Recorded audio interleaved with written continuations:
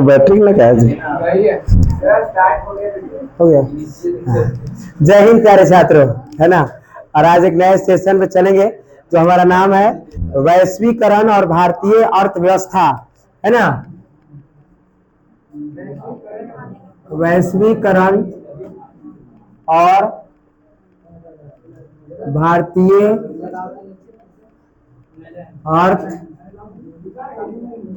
अर्थव्यवस्था। वैश्वीकरण और भारतीय अर्थव्यवस्था। देखिए वैश्वीकरण क्या था और भारतीय अर्थव्यवस्था पर क्या क्या प्रभाव पड़े। वैश्वीकरण तुम्हारा किताब लाई, किताब तो ये वाला है ना वैश्वीकरण, देखिए ना है। अरे देखो तो किताब में। हाँ तो इसमें है एक टॉपिक आपको पढ़ना वैश्वीकरण, ठीक है ना, इसीलिए हम तुमको बुला दिए थे। वैश्वीकरण और भारतीय अर्थव्यवस्था। तो वैश्वीकरण क्या था, क्या वैश्वीकरण प्रारंभ में जब अपना भारत जो था, प्रारंभ में जो अपने भारत थे, तो आपको पता है कि जब 1498 ईस्वी में 1498 ईस्वी में वास्को डिगामा आया। वास्को बुलबुल क्या कर रहा है, सुनो चुपचाप से, ना सुनो काम करवाया ना किस पिटा जाओगे। 1498 में वास्को डिगामा भारत आया कि नहीं आया? आया। 1498 वास्को डिगामा आया, वास्को डिगामा आया और भारत में आया और भारत से ले गया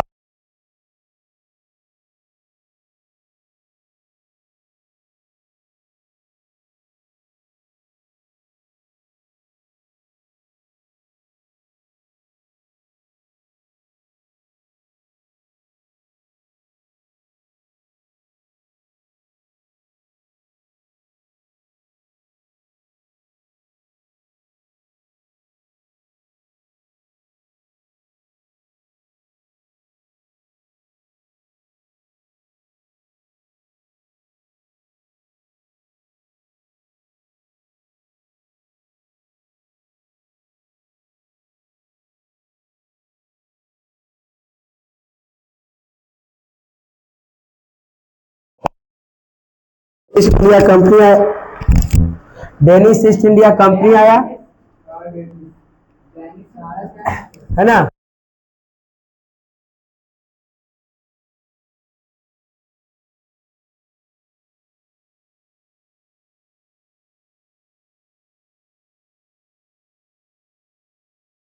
व्यापार किया, किया कि नहीं किया?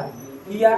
इतना ही नहीं, 1664 में 1664 में फ्रांसीसी आया, फ्रांसीसी आया और भारत में व्यापार किया। इतना सब आया। 1498 वास्को डिगामा आया, 1600 में ईस्ट इंडिया कंपनी आया और 1602 में डच आया, 1616 में डेनिश आया और 1664 में फ्रांसीसी आया। आए कि नहीं आए?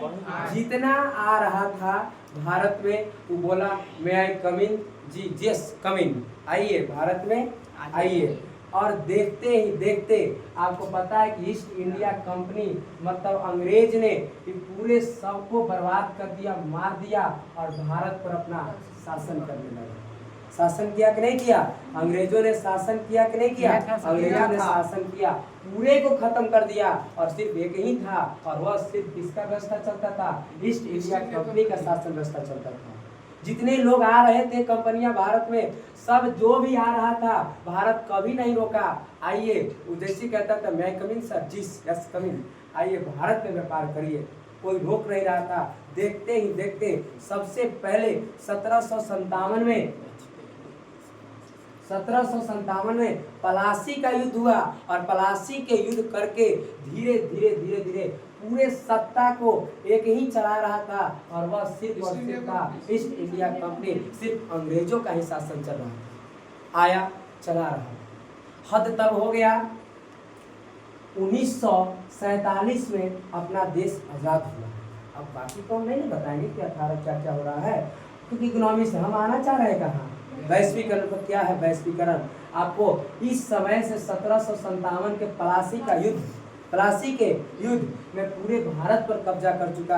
ये युद्ध बता चुका था कि अब किसका शासन होगा और किसका शासन नहीं होगा। पूरे व्यवस्था चौपट था और अपना भारत आजाद हो गया कब?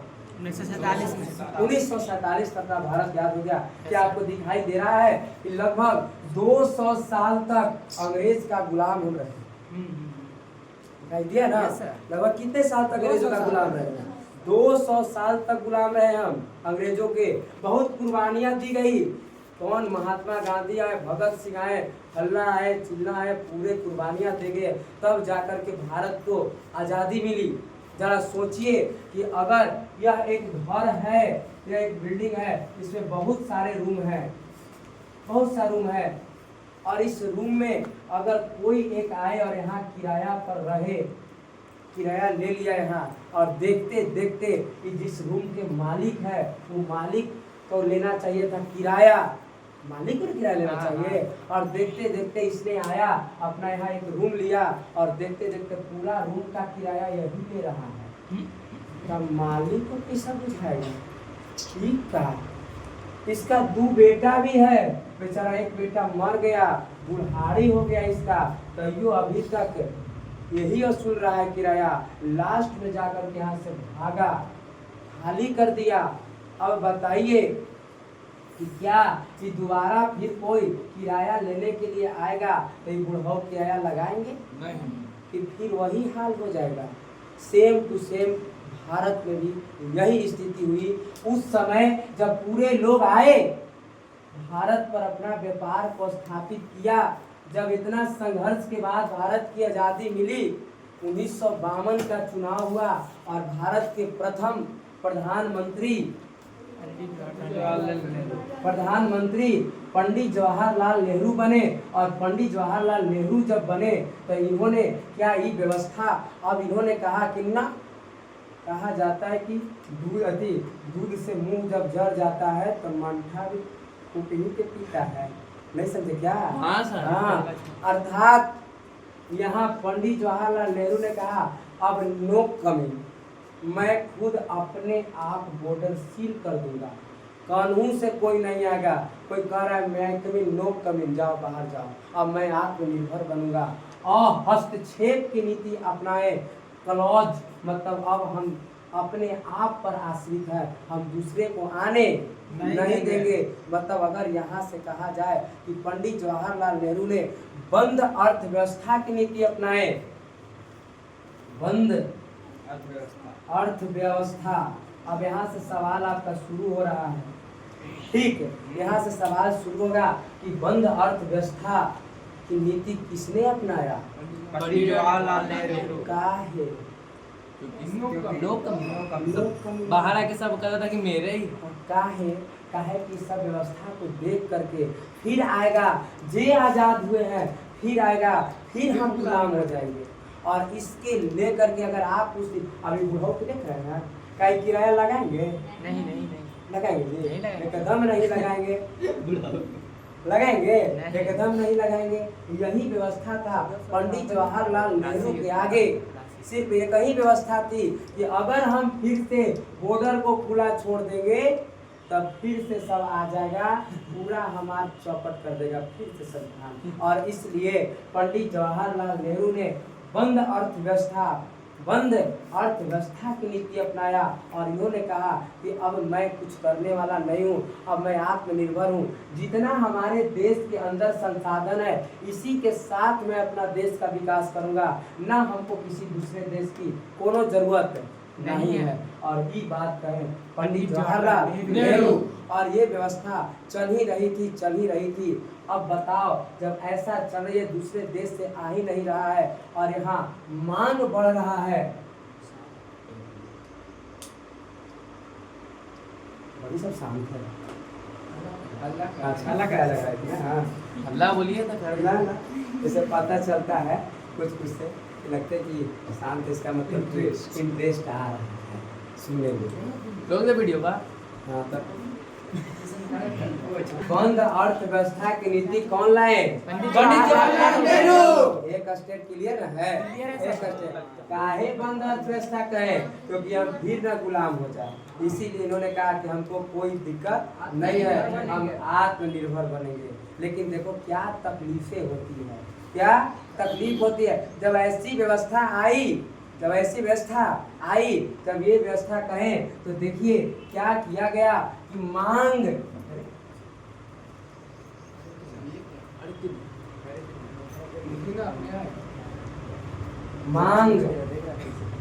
बढ़ गया, मांग बढ़ गया मतलब ज्यादा मांग हो गया, ज्यादा क्या हो गया? मांग। और पूर्ति कम है, पूर्ति कम है मतलब पूर्ति मांग ज्यादा। अब आदमी खोज रहा है, जनसंख्या उस समय ज्यादा थी, जनसंख्या ज्यादा थी। अब लोगों को चाहिए कि हमको 20 किलो चीनी चाहिए, तो 5-6 किलो दिया जा रहा है। क्या है? अरे बनाने वाले कम है, खाली भारतीय वाला ये है। मांग बढ़ गया, पूर्ति कम हो गया। अब ऐसी व्यवस्था आ गई तो इन्होंने, पंडित जवाहरलाल नेहरू ने एक नियम को लाया जिनको कहा गया LPQ। गैस लाया। हम ला रहे हैं ऊपरे से, और यही LPQ को हटा करके LPG लाएंगे। समझ गए हैं कि नहीं पढ़ाया जाएगा आपको कहूँ, सिर्फ हम पढ़ाएंगे। समझ गए हैं? हाँ चल रहा है ना, ऐसी बात से नहीं चलाते हैं। नहीं जी। और देखो पंडित जब ये देखे हम इधर, ये देखे हम कि मांग क्या है? ज्यादा पूर्ति क्या है? घट रहा है। ये क्या है? काहे कि दूसरे देश वाले कंपनियां ही नहीं आ रहे हैं, दूसरे देश से सामान आयात निर्यात हो ही नहीं रहा है। क्यों? क्योंकि सील कर दिए हैं। है। और ये देन किनका है? पंडित जवाहरलाल नेहरू। क्या बंद है कि जी नहीं, हम अपने ठीक है, पूरा बॉर्डर के तरफ एकदम सेना तैनात है। पूछो हो, चेक करो, तुम बाहर वाले उधर जाओ, इधर आने की कोई व्यवस्था नहीं है, हम खुद अपने कर लेंगे। और देखो LPQ को लाए। क्या लाए? LPQ को लाए। LPQ का मतलब होता है, L मतलब लाइसेंस, लाइसेंस। लाइसेंस क्या है? लाइसेंस। P मतलब परमिट, P मतलब परमिट, और Q मतलब कोटा।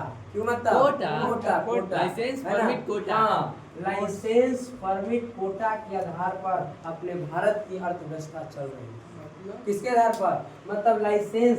यदि आप मार्केट भारत में जूता का भी दुकान खोलना चाह रहे हैं, आपके लाइसेंस लेना पड़ेगा कि हम, हाँ लाइसेंस लेना पड़ेगा कि हमको जूता का दुकान खोल ले। तो इधर से कहे जी खोलिए, तब खोलना है। समझ गए? ये देखो परमिट, P मतलब क्या है? परमिट। तब आपको आदेश मिलेगा, तब ये आप खोलिएगा। DM से आदेश लीजिए।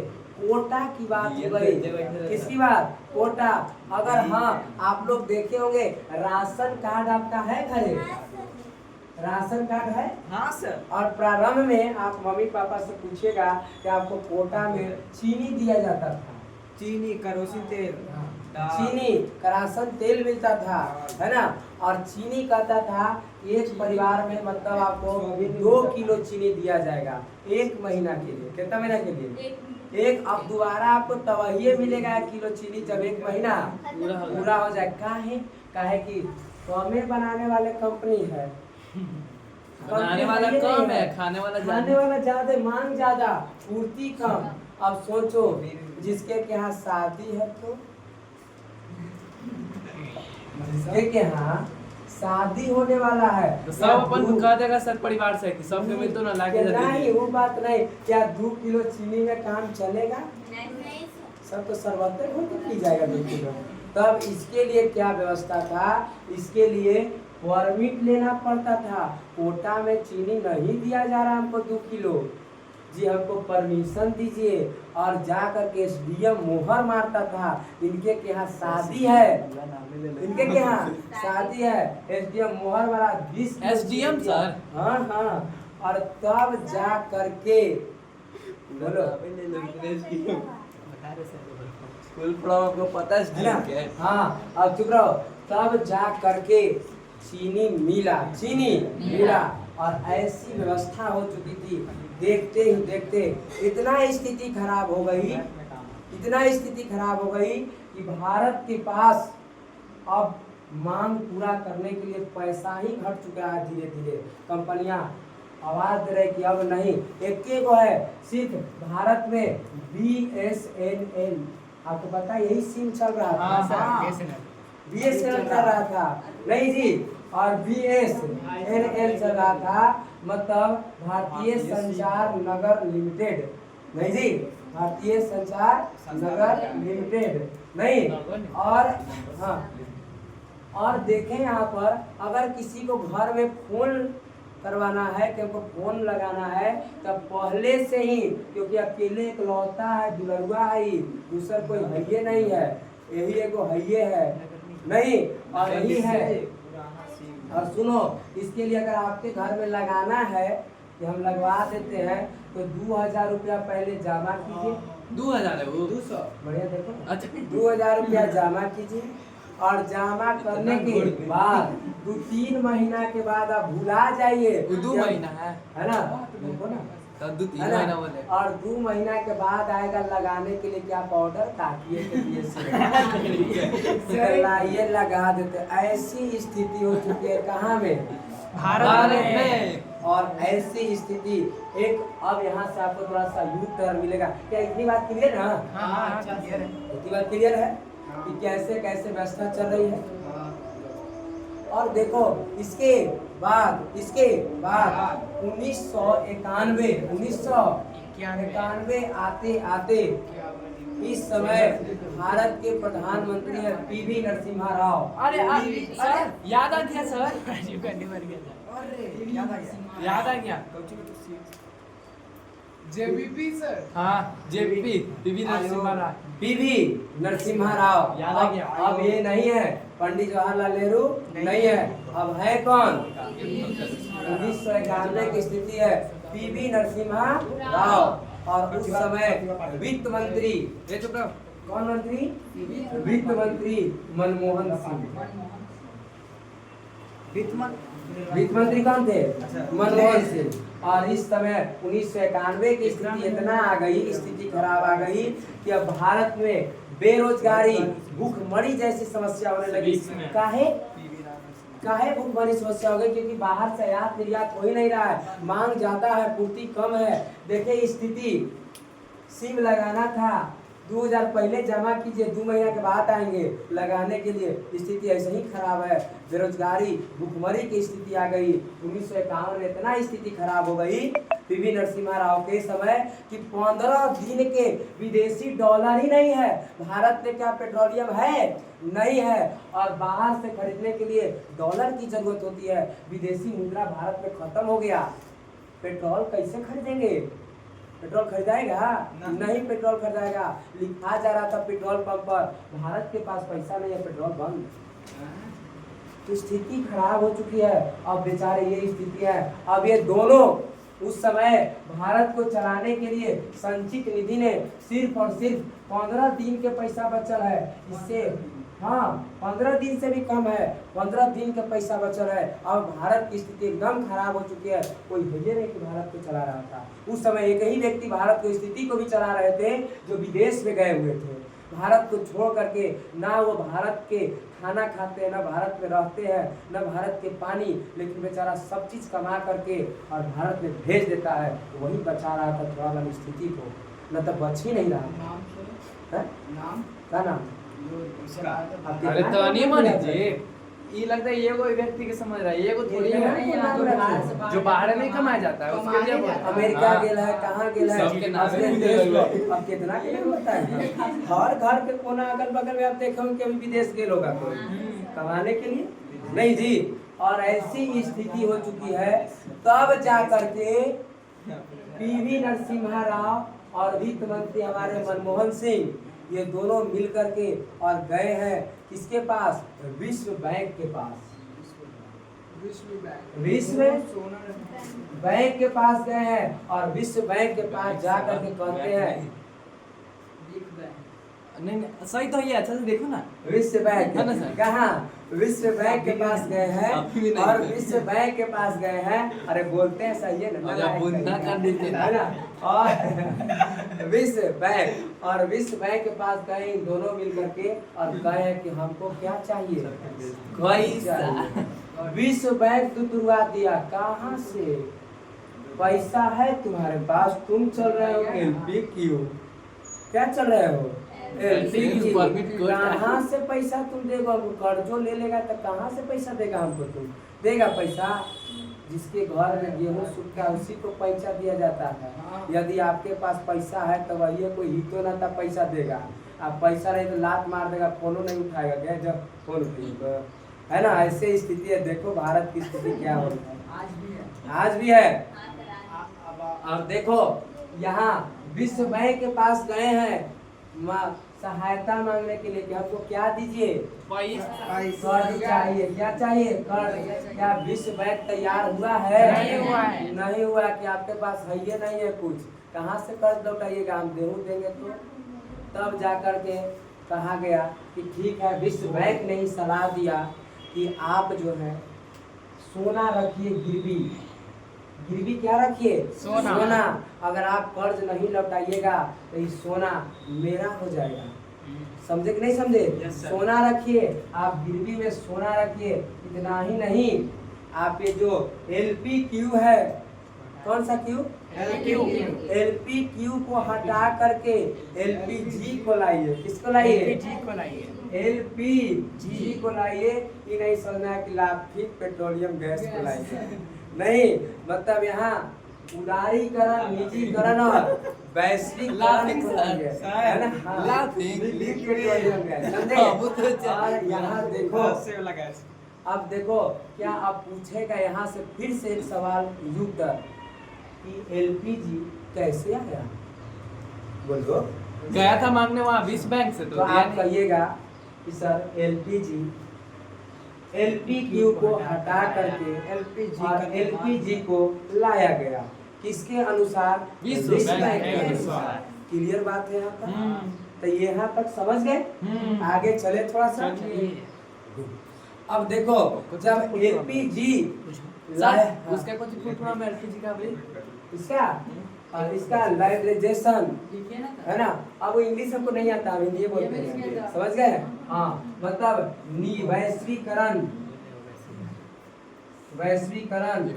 एक आएगा हमारा निजीकरण और एक आएगा हमारा उदारीकरण, उदारीकरण। और यही तो पढ़ाने के लिए तैयार, यही तो पढ़ाना है हमको, समझ गए। और ये तो मतलब ये होता है, हाँ, निजीकरण, वैश्वीकरण और उदारीकरण। निजीकरण, वैश्वीकरण, उदारीकरण। और देखो यही को लाया गया, कैसे आया LPG, निजीकरण, वैश्वीकरण, उदारीकरण। आप देखे कि नहीं देखे? देखे। आगे थोड़ा सा चले, चलिए इसको सर रुक जाइए। तो अब आपने देखा, अर्थात हम आपको बात करें विश्व बैंक। कौन सा बैंक? विश्व बैंक। विश्व बैंक के पास हम गए, विश्व बैंक के पास गए तो क्या विश्व बैंक ने हमें कर्जा दिया? नहीं दिया। कौन गए थे विश्व बैंक के पास? तो हमारे मंत्री मनमोहन नरसिम्हा राव। और ये हमारे क्या है, प्रधानमंत्री थे उस समय। और एक हमारे थे कौन से मंत्री? वित्त मंत्री मनमोहन सिंह। वित्त मंत्री कौन थे हमारे? मनमोहन सिंह। मनमोहन सिंह। और ये हमारे रहे वित्त मंत्री। और अभी वर्तमान वित्त मंत्री कौन है? निर्मला सीतारमण। चलो कोई बात नहीं, क्लियर है। और देखो क्या हमारे पास कितने दिन के पैसे नहीं बचे थे देश को चलाने के लिए? 15 दिन। सब एकदम फैक्ट है, सब आपको याद करना है, समझ गए। उसके बाद हम देखे विश्व बैंक ने कहा कि हाँ हम आपको कर्ज देंगे, लेकिन इसके बदले में हम क्या लेंगे आपसे? इसके बदले में हम आपसे सोना लेंगे और सोना लेंगे। उसके बाद अब सुनो चुपचाप से, समझाइए इसको। इसके बदले हम आपसे कर्ज के बदले क्या लेंगे? सोना लेंगे। किसके रूप में? गिरवी के रूप में। और सोना लेने के बाद हम आपको क्या देंगे, कर्ज देंगे। और कर्ज दिया गया और सलाह दिया गया कि जो आप क्या पहले से चल रहा था हमारे अंदर, LPQ और LPQ को हटा करके LPQ को हटा करके और हमारा आएगा LPG को लाया जाए, LPG को लाया जाए। हाँ बोलो, LPG को लाया जाए, मतलब उदारीकरण, निजीकरण और कौन से करण, वैश्वीकरण, उदारीकरण, निजीकरण और वैश्वीकरण। और यही वैश्वीकरण का एक और नाम है भूमंडलीकरण। सुनिए क्या सर, भूमंडलीकरण, तीनों एक ही बात है, ये दोनों के दोनों क्या है, एक ही बात है। और LPG आया गया, LPG लाया गया। और देखो 24 जुलाई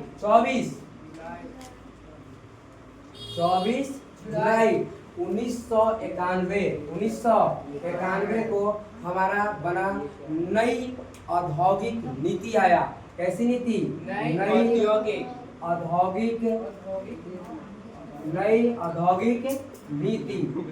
औद्योगिक नीति। और यही आया हमारा नया, मतलब ये पूछा जाता है कि नई औद्योगिक नीति भारत में कब आया, 24 जुलाई 1991 को नई औद्योगिक नीति आया, नई औद्योगिक नीति आया। और इसमें 3 बात आए, कितनी बात, 3 बात। उदारीकरण, देखो अब उदारीकरण को हम देखेंगे। उदारीकरण पहले क्या था कि अपने भारत की बात करें तो भारत में सिर्फ और सिर्फ अपने ही देश की कंपनियां भाग लेती थी, अपने ही देश की कंपनियां भाग लेती थी। और अब हो गया कि उदारीकरण का मतलब हो गया कि पहले जो था सरकार जो थे, सरकारें फिक्स करती थी कि आपको इतना चीनी चाहिए, हम परमिट देंगे, आप कुछ नहीं कर सकते हैं। दुकान भी खोलना है, हम कहेंगे तब वही आपको खोलना है। हम गैस भी कुछ दे रहे हैं तो 1 महीना के कंट्रोल में दे रहे हैं। अब यहाँ से उदारीकरण में कहा गया कि अब ये सब व्यवस्था नहीं चलेगा, ये सब नहीं चलेगा, नई टेक्नोलॉजी अब आएगी। उदारीकरण का ये मतलब था कि अब सरकार जो है, कौन, सरकार जो है बाजार पर नियंत्रण नहीं रखेगी, सरकार बाजार पर नियंत्रण नहीं रखेगी। और इसी समय एक वैज्ञानिक आए थे, एडम स्मिथ। अच्छा लग रहा था बाजार दिया बोलिएगा तो एडम स्मिथ खिलाइएगा। एडम स्मिथ, और एडम स्मिथ ने किसका नीति लाया, लेसर फेयर की, लेसेज फेयर की, किसका, लेसेज फेयर की, हस्तक्षेप की नीति, लेसेज फेयर पढ़ाए होंगे आपको, लेसेज फेयर मतलब हाँ हस्तक्षेप की नीति। इन्होंने कहा था कि राजा का काम नहीं होता है कि बाजार को नियंत्रण करे, उसको मांग और पूर्ति पर छोड़ देना चाहिए, ऑटोमेटिक सुधर जाएगा वो। जब टमाटर के भाव अगर है तो कितना राजा देखी चलेगा कि टमाटर इसे बेचो, चलेगा मार्केट में, कहे वो ज्यादा टमाटर होगा अपने भाव गिर जाएगा, कम टमाटर भाव बढ़ गया। तो इसके लिए हस्तक्षेप की नीति अपनाया। अब ये सब, ये कौन है, एडम स्मिथ। पूछेगा कि लेसर फेयर का सिद्धांत कौन दिया, अर्थात हस्तक्षेप कि बाजार पर सरकार का अधिकार नहीं होना चाहिए, उसको मांग एवं पूर्ति पर छोड़ देना चाहिए। मांग ज्यादा, अदृश्य हाथों से चलती है, मांग ज्यादा तो कहीं पैसा भी बढ़ जाएगा, मांग कम तो पैसा नहीं जी। और ये देखो उदारीकरण में ये व्यवस्था कहा गया, इसमें कहा गया कि अब जो है कुछ ही सामान को हम रखेंगे, मतलब आपको लाइसेंस, इसमें कुल 18 ऐसे तत्व थे जिसको सरकार कहा कि आपको हमसे परमिशन लेना पड़ेगा तब वही आप चला सकते हैं, बाकी के लिए परमिशन नहीं। दुकान खोलना है खोल लीजिए, कोई दिक्कत नहीं है। और कुछ 18 देखते ही देखते इसको 5 में कन्वर्ट कर दिया गया। यह 5 ऐसी वस्तु है जिसके लिए आपको लाइसेंस लेने की जरूरत है। आपको शराब के बिजनेस खोलना है तो क्या खोल दीजिएगा, जहाँ बनता है ना लाइसेंस लेना पड़ेगा। कंडीशन सप्लाई नहीं रहता तो कोई खोल देता। अब वही हम पढ़ा रहे हैं, अब वही पढ़ा दिए, कुछ खोल सकता है, पता चले कल से तुम बम बनाने लगेगो तो कल सारे तो कहे थे नहीं।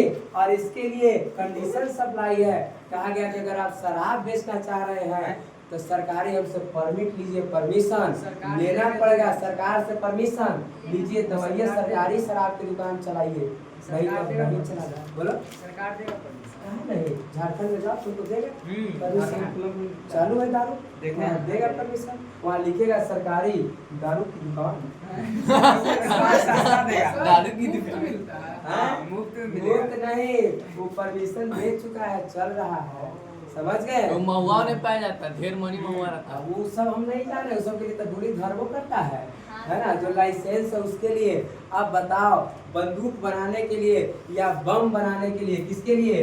बम बनाने के लिए क्या परमिशन लीजिएगा कि डायरेक्ट के शुरू कर दीजिएगा? छोटका पड़ा, हाँ लेना पड़ता है, पढ़ाका बेचियो वाला लेना पड़ता है। रासायनिक रासायनिक जितना भी कुछ कंपनियां रासायनिक कुछ कंपनियां खोल रहे हैं, इसके लिए आपको परमिशन लीजिएगा कि नहीं लीजिएगा?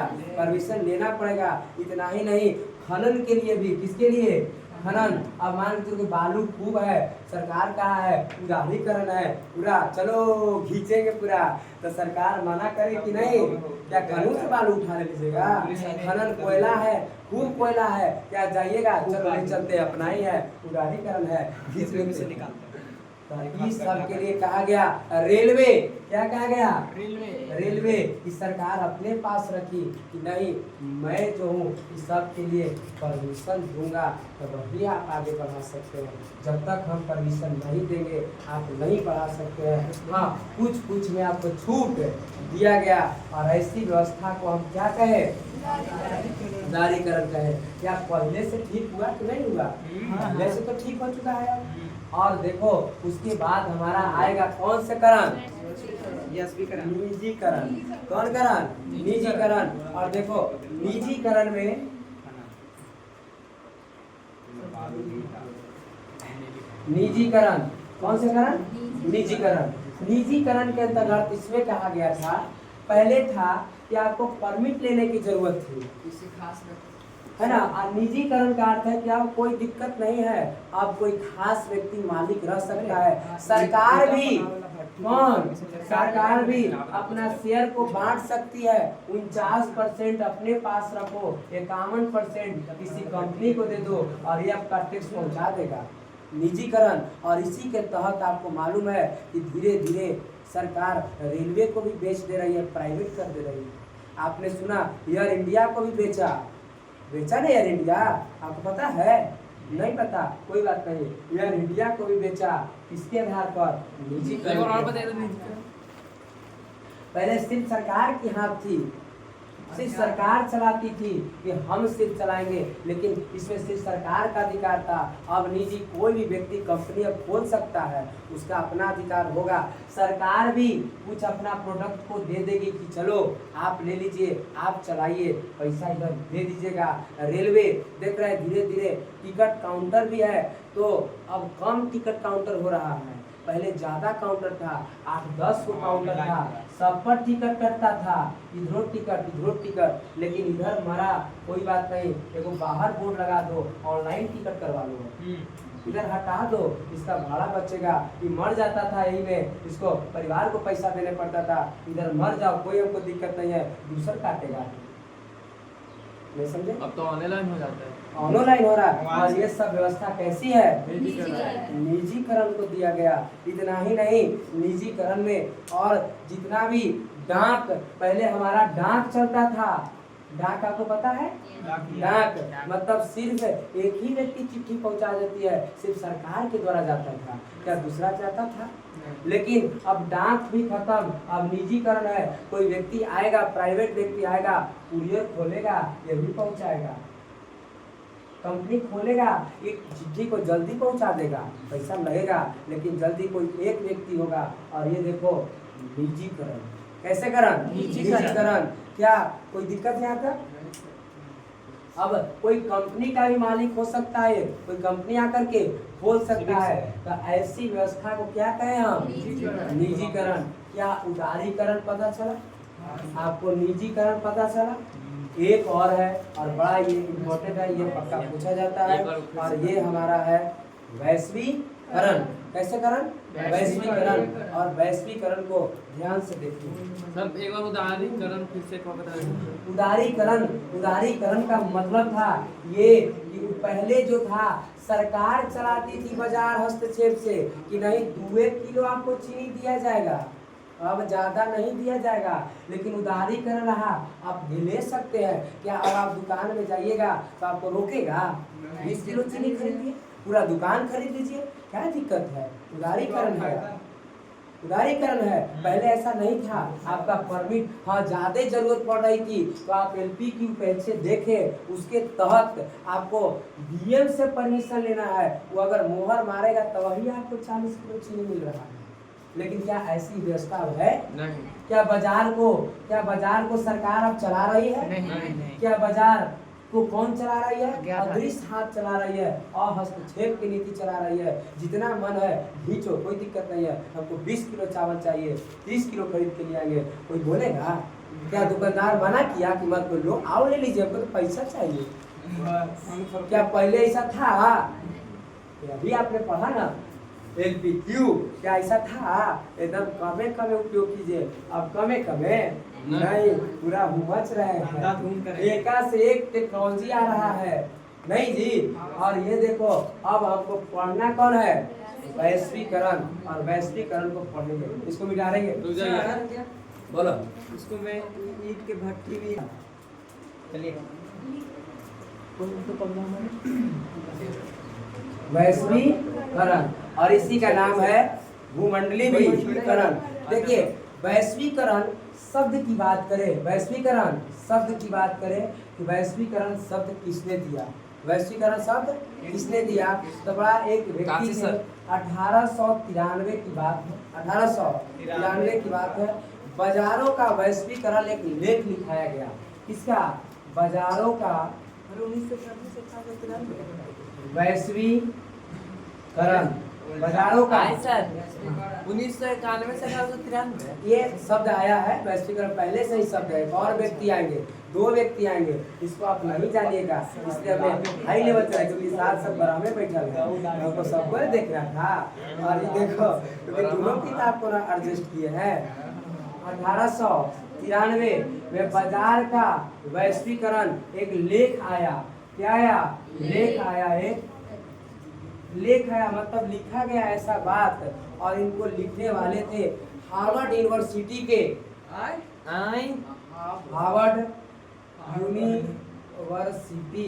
ये कहाँ पर है सर? अमेरिका में हार्वर्ड यूनिवर्सिटी। और हार्वर्ड यूनिवर्सिटी के विद्यार्थी है Theodore Levitt. American Levitt, Theodore Levitt. और बगल में ब्रैकेट में करके अमेरिका लिख दीजिए तो अमेरिका लिख दीजिए। खींच दे यार, हाँ खींच दीजिए, अमेरिका समझ गए। और हार्वर्ड यूनिवर्सिटी अमेरिका ने, वहाँ के विद्यार्थी है कौन? Theodore Levitt, Theodore Levitt. और इन्होंने सबसे पहली बार वैश्वीकरण शब्द दिया। क्या दिया? वैश्वीकरण शब्द फिर से आया 1991 में। कब? 1991 में जॉन विलियमसन, जॉन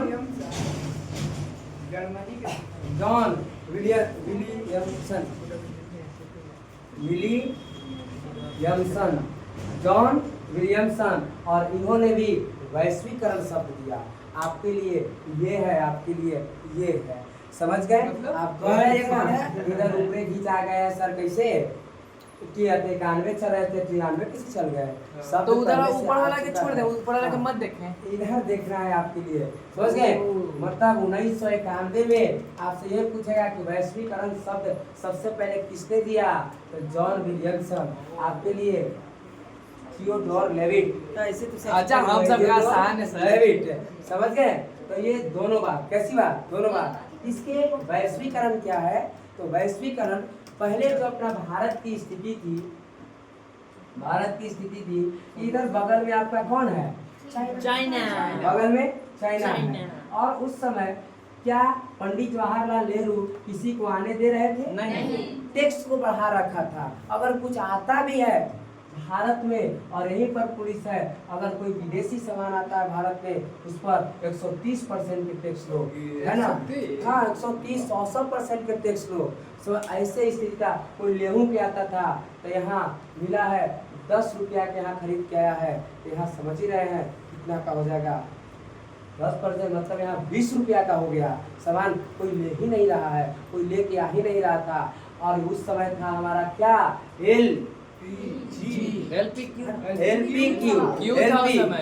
उस समय आने नहीं दिया जा रहा था।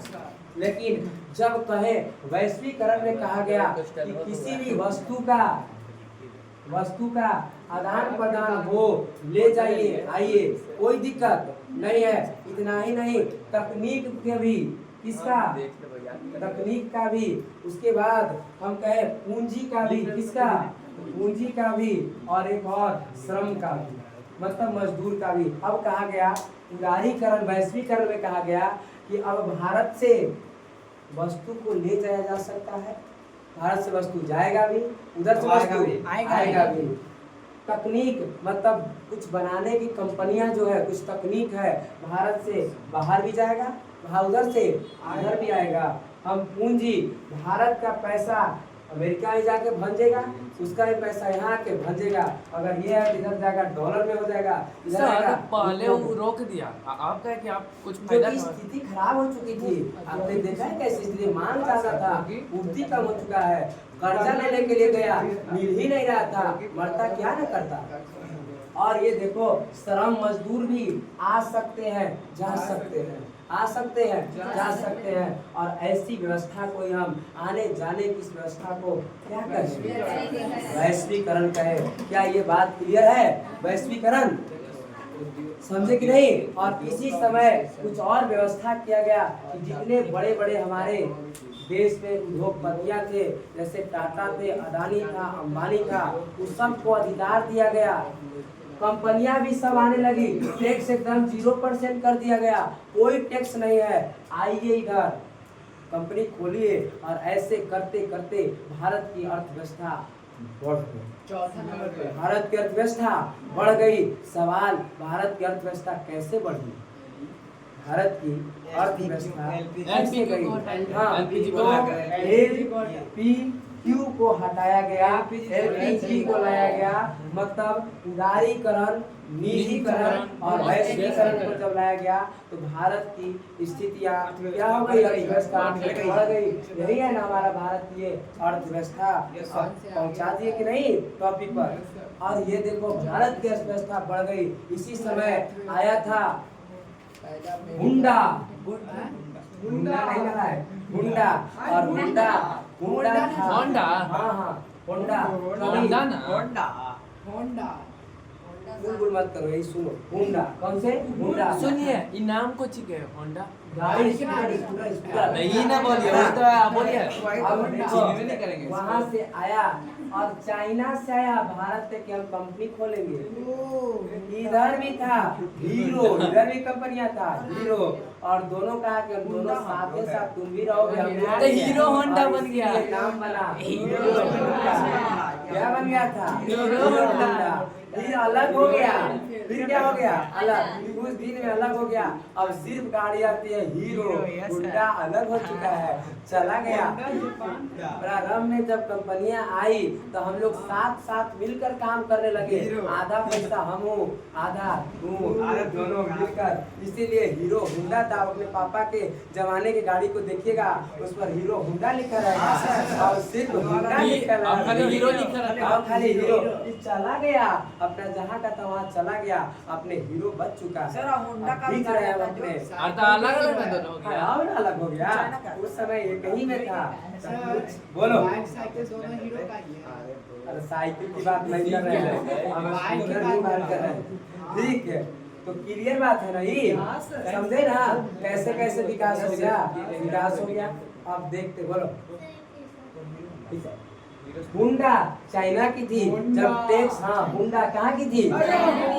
होंडा, सैमसंग ये सब जो मोबाइल ये सर पूरा गलती कर दिया आपकी मम्मी। जबान पे यूं सब आप ऐसे बोलिए उल्टा सैमसंग कोरियन है सर। है? साउथ कोरिया का है। अरे वो दूसरे देश के नहीं, अपना देश का है।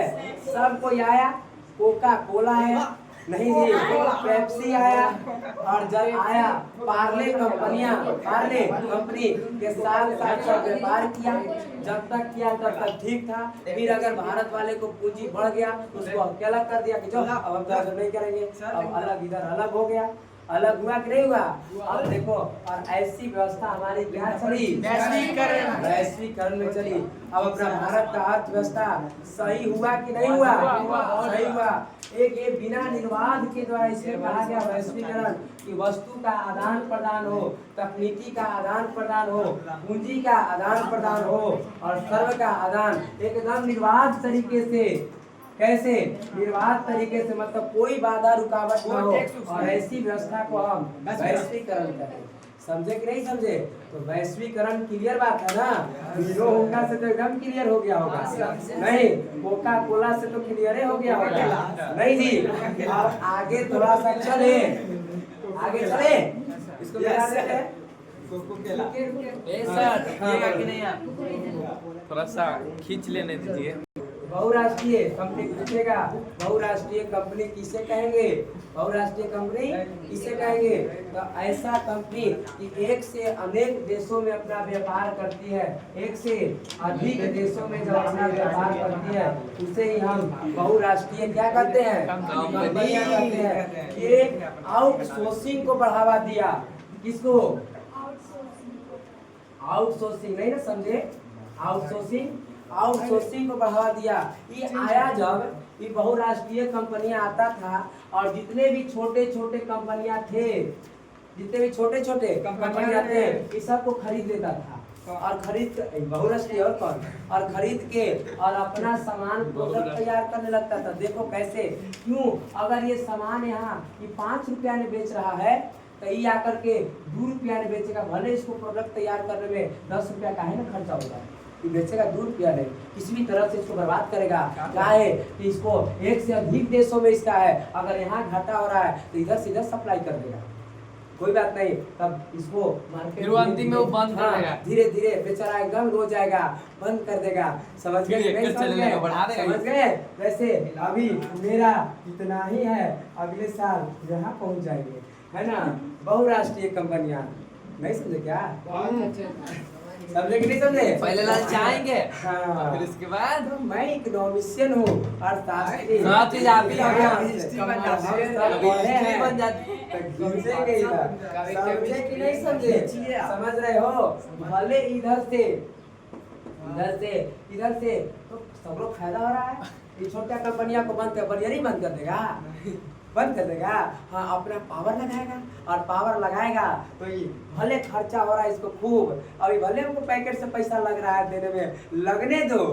क्या है? एक से लगने दो, आने दो अगला साल 2027 2026। समझे? समझ रहे हाँ, समझ रहे हैं, है ना? और ऐसी व्यवस्था किया कि छोटे छोटे कंपनियां बेचारा बंद हो गए। इनका प्रोडक्शन देखो, आउटसोर्सिंग का मतलब समझो, एक शब्द दिए हम आउटसोर्सिंग। ये काम क्या करता है? ये कहता है कि हमको एक डिजाइन चाहिए। क्या चाहिए? अगर इसको कलम बनाना है बहुराष्ट्रीय कंपनियां को, कि हमको एक कलम बनाना है, तो कहेगा कि हमको ऐसा एक कलम का डिजाइन चाहिए, जो डिजाइन बना के मेरे पास मेल करेगा, वो हमको पसंद आएगा, उसको हम 1 लाख रुपया देंगे। कितने? बहुराष्ट्रीय कंपनियां बोलते ये कहती है। हाँ, आउटसोर्सिंग का मतलब समझो, इसी को समझाना चाह रहे हैं। आउटसोर्सिंग का मतलब है कि अगर मैं बहुराष्ट्रीय कंपनियां हूँ, समझ गए, और आप लोग हमारे पूरे देश के सब हैं, और हम कह रहे हैं कि हमको एक कलम चाहिए। क्या चाहिए? कलम चाहिए, और उसका डिजाइन हमको चाहिए। अब पूरा सब हमें कि जो पसंद आएगा उसको कितना रुपया देंगे? सब अपना अपना मेहनत कर रहा है। क्या हम इंजीनियर रखें? कुछ नहीं रखे, सब मेहनत कर रहा है, सब मेरे पास मेल कर रहा है। देखिए मैं ऐसा बनाया, वो कर रहा है, देखिए मैं ऐसा बनाया। अब ढेर मानी मेरे पास हजारों कलम के डिजाइन तैयार होके आ रहे हैं। आ रहे कि नहीं आ रहे हैं? आ रहे हैं। अब उसमें से हमको सेलेक्ट करना है, कौन करे। अगर एक को सेलेक्ट कर दिए तो उसको सेलेक्ट किए, उसके अकाउंट में 1 लाख रुपया भेज दिए। ये देखो क्या है? आउटसोर्सिंग है। समझे? क्या बहुराष्ट्रीय का कोई अपना इंजीनियर रखा? कुछ पैसा खर्चा किया इस पर? सिर्फ लालच दिया 1 लाख देंगे, सब हॉल लग गई, जी आते हैं बनाते हैं हम भी, एक को बाकी सब खत्म। बेचारा को पैसों लगा तो तुम समझो, हम एक को के सेलेक्ट करेंगे, कंडीशन सप्लाई है, एक को के 1 लाख देंगे, सब को नहीं बनाइए। फिर और करेगा, वो ये कहेगा कि एक कलम में देखो ऐसा डिजाइन है, कौन देश है जो एकदम सबसे सस्ता में बना देगा, हम उसको कुछ पैसा देंगे। अब हॉल लग गई, भारत कर रहा है, मैं 2 रुपया में बना दूंगा, उधर चाइना मैं 1 रुपया में बना दूंगा, जापान किसी आया है मैं 8 आना में बना दूंगा। सबसे कम कौन बना रहा है? जापान। पैसा तो बनाओ। ये है आउटसोर्सिंग। क्या है? आउटसोर्सिंग। समझे कि नहीं समझे? और ये है मगर लेका है बहुराष्ट्रीय कंपनियां ऐसी नीति के तहत छोटे छोटे जितने भी कारखाने हैं काम खत्म हो गया। समझे? ये है आउटसोर्सिंग। समझे? ये आउटसोर्सिंग है। क्लियर बात है कि नहीं है? तो क्या ये आउटसोर्सिंग समझे कि नहीं समझे? कुछ एक बातों को और देखिए। और एक हमको आया, अब टॉपिक बदल रहा है, थोड़ा सा यू टर्न मोड़ मिलेगा। विश्व व्यापार संगठन WTO कंट्रोल करेगा कौन इस सबको? समझ गए? बेटा रहे इसको रुकिए, है ना? तो आसान है, लेकिन क्या होगा सर? आसान है, क्या होगा? आसान है करता है। हाँ, कुछ नया चैप्टर अपडेट नहीं करता होगा। घुमाइलूंगा, इसीलिए पहले अब तुम उड़ियाना नहीं, पहले हम पूरा NCERT अब आपको पढ़ाएंगे, इकोनॉमिक्स नहीं, सब NCERT में पढ़ा रहे हैं। समझ अच्छा, गए? ये पढ़ी कंप्लीट करके फिर रोको खींचेंगे। समझ गए? पहले हम NCERT आपको पढ़ा देते हैं, पूरा का पूरा NCERT पढ़ा देंगे, आप फिर कौन देख लेंगे? NCERT की बुक से एक बार पढ़ा देंगे। नहीं का वो समझ गए? हाँ, आपको पढ़ाने की जरूरत नहीं है। आप वो बड़ा कब पता चला सर? दुख के साथ ये भी करना पड़ रहा है, हम तो कह नहीं रहे थे किसी से, लेकिन हमको जाना है लखनऊ ट्रेनिंग से। अब हो ना हो, अगर हमारी कोचिंग अगर बंद हो गई, हम चल गए, अगर वहाँ ट्रेनिंग ज़्यादा दिन तक हो गया, हमारी स्थिति खराब हो जाएगी। नहीं समझे क्या? आज वीडियो बंद करो, वीडियो बंद करो। WTO, और देखो WTO की स्थापना जो हुआ था, स्थापना ये 1995 में हुआ था। कब? 1995 में। इसमें टोटल 160 सदस्य देश हैं। इसमें टोटल 160 को सदस्य देश हैं। इसका मुख्यालय की बात करें तो जेनेवा। इसका मुख्यालय कहाँ? इसका मुख्यालय की बात करें तो जेनेवा में। कहाँ में? जेनेवा में इसका मुख्यालय है। और यही जो पूरा है ये सब पर कंट्रोल करता है। उदारीकरण, निजीकरण और वैश्वीकरण को कंट्रोल कौन करता है? तो कौन करता है? विश्व व्यापार संगठन WTO। इसकी स्थापना 1995। इसमें कितने सदस्य देश? इसका मुख्यालय जेनेवा। क्लियर बात? ये फैक्ट था, आपको हमने फैक्ट बताया। कुछ टॉपिक और वैश्वीकरण से हमारे समाज पर क्या क्या प्रभाव पड़ा। तो ये सकारात्मक प्रभाव की बात करें, NCERT है ना? NCERT है सकारात्मक प्रभाव। कौन सा प्रभाव? सकारात्मक प्रभाव क्या पड़ा? किससे? वैश्वीकरण से। और वैश्विक प्यारे छात्रों, जिससे लाभ है उससे हानि जरूर होता है। अभी हमने सिर्फ लाभ और लाभ देखा। हमारी भारत की अर्थव्यवस्था बढ़ गई, क्या कुछ हानि हुआ कि नहीं हुआ? एकदम होगा। जिससे लाभ है उससे हानि है। नदी जा रही है तो नदी कितने अपने साथ कितने घर द्वार बहेले लेके चल गई। भले उससे हम पानी खींच रहे हैं, खेत पटा रहे हैं, लेकिन उससे लाभ है। और ध्यान दीजिए, इससे लाभ होता है उससे घाटा भी होता है। और ये देखिए, ये सकारात्मक प्रभाव। इधर हम देखेंगे नकारात्मक प्रभाव कि नकारात्मक प्रभाव क्या पड़ा और सकारात्मक प्रभाव क्या पड़ा। तो देखें इधर, सबसे पहले सकारात्मक प्रभाव क्या पड़ा कि हमारे यहाँ अच्छे टेक्नोलॉजी का विकास हुआ। नहीं, अच्छे गाड़ियाँ। क्या भारत वैसा था? भारत में पुरनके जमाना के चलता राजदूत गाड़ियाँ देखे हैं? पुरनका जमाना के चलता था। नया मर्सिडीज, ये सब गाड़ी जब वैश्वीकरण के आया तो दूर दूर से कंपनियां आने लगी। अच्छे गाड़ी पर आज लोग घूम रहे हैं, एकदम धीरे धीरे, एकदम बिना बैटरीकों के गाड़ी खिंचा रहा है। तो नहीं, अच्छे कैसे अच्छे टेक्नोलॉजी का विकास हुआ हमारे देश में। बाजार में प्रतियोगी बाजार में प्रतियोगी, बाजार में प्रतियोगी मतलब बाजार में अनेक प्रकार की वस्तुएं, प्रतियोगिता वस्तुएं आ रही है। किसके वजह से? वैश्वीकरण की वजह से। नए नए फोन, नए नए मोबाइल, भारत में वही पुरनका जमाना का नोकिया चलता था जो सब वाला गेमा रहता था, इसे समझ गए? यही को खेलते थे बटमिया से, इधर खिलाते थे। एक सेकंड में समझ गए? और ऐसे हमारे जमाने की सब बात है। आप लोग तो टेक्नोलॉजी वाले हैं ना। और ये देखो समझ गए? तो आज आप लोग फ्री फायर खींच रहे हैं, एकदम चल रहे हैं। हमारे जमाने में गुल्ली डंडा चलता था, आपके जमाने में मोबाइल चल रहा है। कि अब लड़कन गेम कहाँ खेल रहा है, उसको पता है? अभी इतने में नहीं पता होगा डोल पत्ता क्या होता है, किसी को पता है? डोल पत्ता नहीं खेलते सब। डोल पत्ता जब बचपन में हम भैंस चराने जाते थे तो भैंस इधर खोलवा देते थे, जाओ चलो। इधर हम लोग डोल पत्ता खेलते थे, पेड़ पर छुआछूत खेलते थे, चढ़ चढ़ के उस पेड़ पर से उस पेड़ पर, उस डाल पर से उस डाल पर। ये डोल पत्ता होता था। आज आप लोग कुछ पेड़े का है, समझ गए? ये सब पानी में बुड़ी मार मार के इधर से उधर घूमते थे, खेलते थे, है ना? हाथ तो तब हो जाता था जब इधर मान के दिन को लड़का इधर खड़ा है, पानी में बुड़ी मार के इसका पैंट खींच दिए, समझ गए? ये सब समझे कि नहीं समझे? और ऐसी व्यवस्था चल रही थी। आज एकदम, अरे आज तो इतना टेक्नोलॉजी हो गया कि छोटा बच्चा रोता है, हमको मोबाइल दीजिए, तुरंत चुप खुश रहो।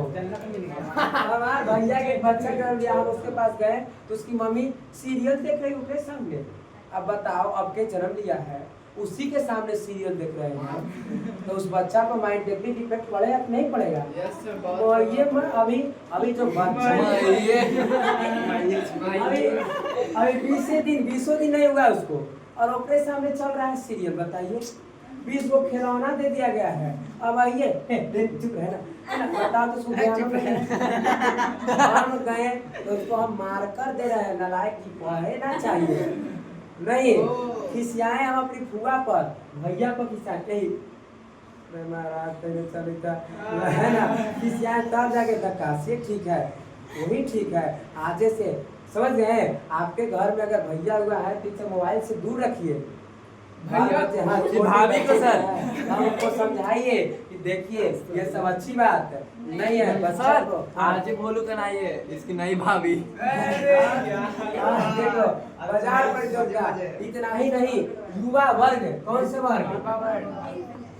युवा वर्ग हमारा एकदम तैनात हुए, नए नए टेक्नोलॉजी सीख रहे हैं।